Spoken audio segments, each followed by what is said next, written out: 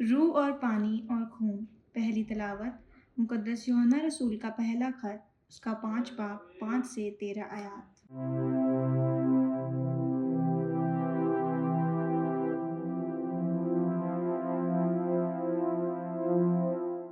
اے پیارو، کون ہے جو دنیا پر غالب آنے والا ہے سوا اس کے جو ایمان لاتا ہے کہ یسوع خدا کا بیٹا ہے۔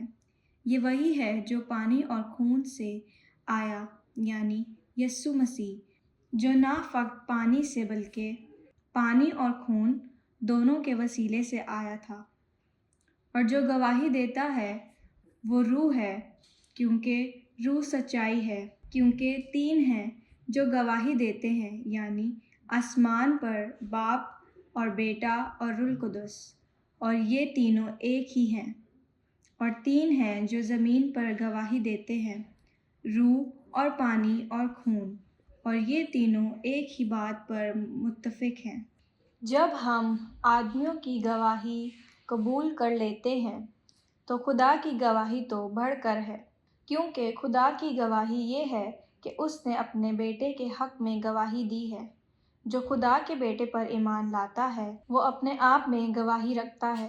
جو خدا پر ایمان نہیں لاتا وہ اس کو جھوٹا ٹھہراتا ہے، کیونکہ اس نے اس کی گواہی کو سچ نہیں جانا جو خدا نے اپنے بیٹے کے حق میں دی ہے۔ اور وہ گواہی یہ ہے کہ خدا نے ہمیں ہمیشہ کی زندگی بخشی، اور یہ زندگی اس کے بیٹے میں ہے۔ جس کے ساتھ بیٹا ہے اس کے ساتھ زندگی ہے، جس کے ساتھ خدا کا بیٹا نہیں اس کے ساتھ زندگی بھی نہیں۔